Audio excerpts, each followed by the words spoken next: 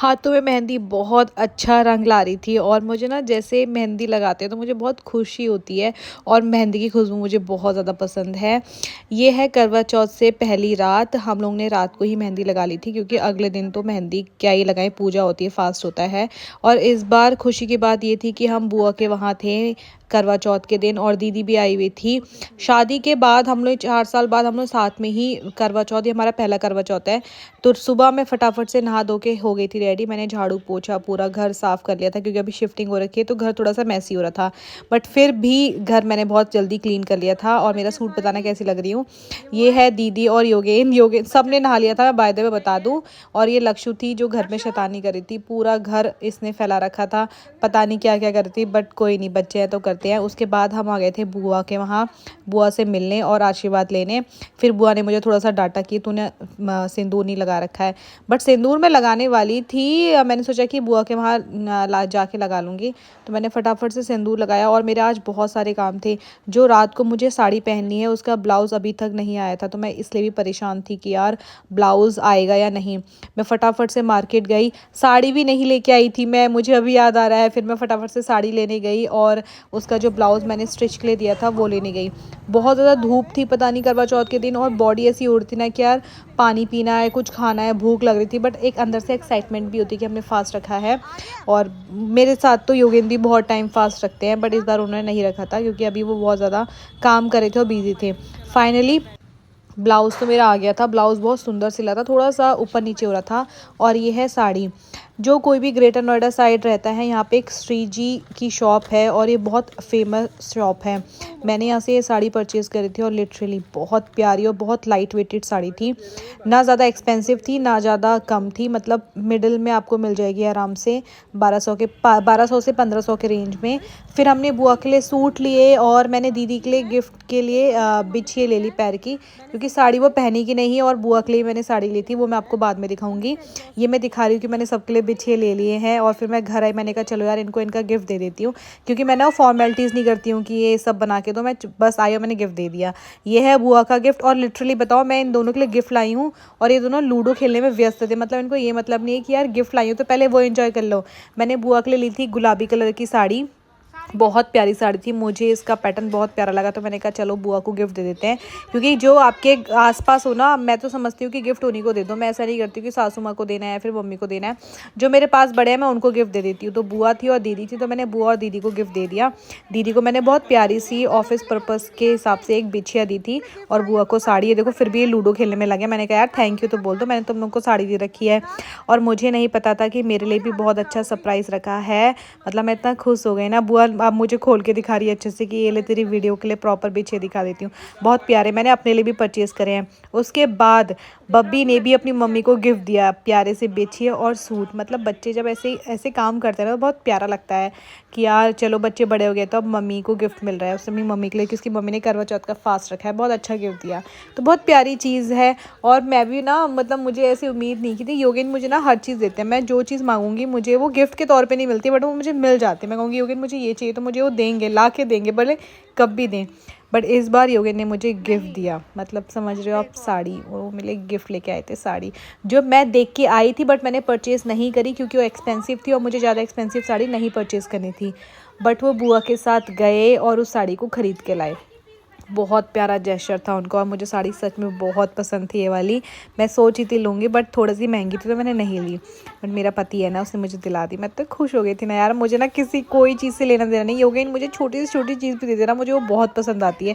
मुझे योगेन का हर कुछ भी दिया हुआ सब कुछ पसंद आता है। मुझे बहुत ज़्यादा पसंद है कि वो जो पैम्पर करते हैं और गिफ्ट देते हैं बट जताते नहीं हैं, तो उनकी बहुत अच्छी खासियत है। उसके बाद लक्ष्मी कह रही थी वाओ मोची वाओ।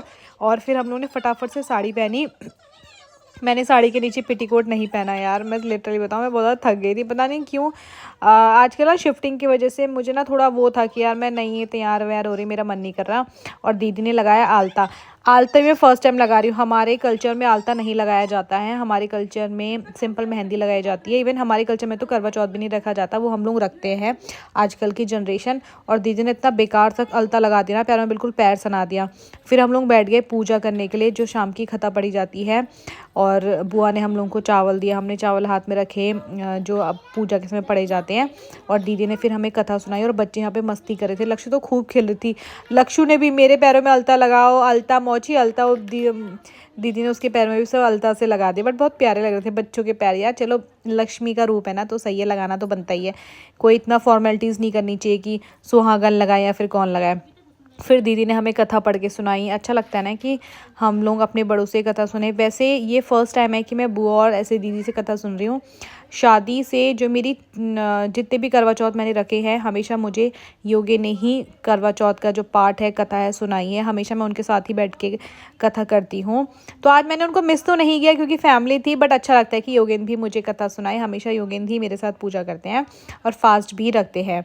बस हमने ध्यान से सुन के कथा सुनी क्योंकि बहुत अच्छा लगता है यार कि कैसे वाइफ अपने पति के लिए इतनी केयर करती है और उनके लिए सब कुछ करने के लिए रेडी हो जाती है। जैसे हम होते हैं ना यार, हम जैसे आजकल के जनरेशन है, हम लोग कुछ समझते नहीं, बट फिर भी एक अंदर से एक होता है ना कि यार हम पति की रिस्पेक्ट करें और उनके लिए चीज़ें करें, फास्ट रखें। जो भी चीज़ हम बनाई गई है, जो उनके प्रोटेक्शन के लिए, उनको हेल्दी रखने के लिए, लाइफ लॉन्ग हेल्दी रखने के लिए करी जाती है, वो मैं सब करती हूँ। मुझे अच्छा लगता है। बस हमने ध्यान से बैठ के कथा सुनी, दीदी कितने प्यार से सुना रही। बस ऐसे ही हमने सब ने साथ बैठ के कथा सुनी। फिर हमने खूब सारी आरती गाई, लक्ष्मी जी की आरती गाई, शिव पार्वती की आरती गाई, गणेश जी की आरती गाई, क्योंकि सबसे पहले गणेश जी की ही आरती गाई जाती है। और फिर हम लोगों ने खूब सारी चाय पी, क्योंकि मैंने जो स्टार्टिंग से बोलते हैं ना, करवा चौथ में आपने स्टार्टिंग से चलाया होता है, तो मैंने चाय पीने का रस्म चलाई थी, तो मैं हमेशा चाय पीती हूँ। बस आप भी पूजा एंजॉय करिए और आपकी फैमिली में भी सब लोग खुश रहें हमेशा, सब हेल्दी रहे, लाइफ लॉन्ग रहे, सब एक साथ मिल के रहे, क्योंकि आना जाना तो लाइफ में सबका लगा ही रहता है, बट एक ही फैमिली खुश रहनी चाहिए। बस हमने इतने प्यार से आरती करी, इतना अच्छा लगा था ना। और बच्चे भी आरती गा रहे थे, मतलब खुश हो रहे थे। घर पे पूजा पाठ होना तो बहुत एक अच्छा सा माहौल बना रहता है। और मैंने भी आरती करी। मैं बिल्कुल सिंपल सा रेडी हुई थी, देखो मैंने कोई ताम झाम नहीं करा है। तो इस लास्ट टाइम में बहुत ज़्यादा पूरा अपना कुमाऊनी लुक पहनती थी। कोई नहीं, नेक्स्ट टाइम कर लेंगे। इस बार अभी शिफ्टिंग के चक्कर में थोड़ा सा मैं थक भी गई थी। बस पूजा करने के बाद हमने चाय पी, थोड़ा बहुत फ़ोटो सेशन किया, क्योंकि फ़ोटो सेशन तो भैया बहुत ज़रूरी है। फिर बुआ ने कहा चलो फटाफट से अपने ही जगह पे फेरे ले लो, 3 चक्कर ले लो। और यह है लक्ष्य, देखो खुद ही ओढ़ रही, किसी ने नहीं उड़ाई इसको चुन्नी। और एटीट्यूड देखना, जैसे ही कैमरा ऑन हो रहा है, बंदी का एटीट्यूड ये मतलब नेक्स्ट लेवल था। इसने तो बहुत मस्ती करी है, क्योंकि इसको इतने सारे बच्चे खेलने के लिए मिल गए थे और खुला माहौल। और अपने नैनियाल आई थी तो वैसे ही घूम फिर रही थी नानी के साथ।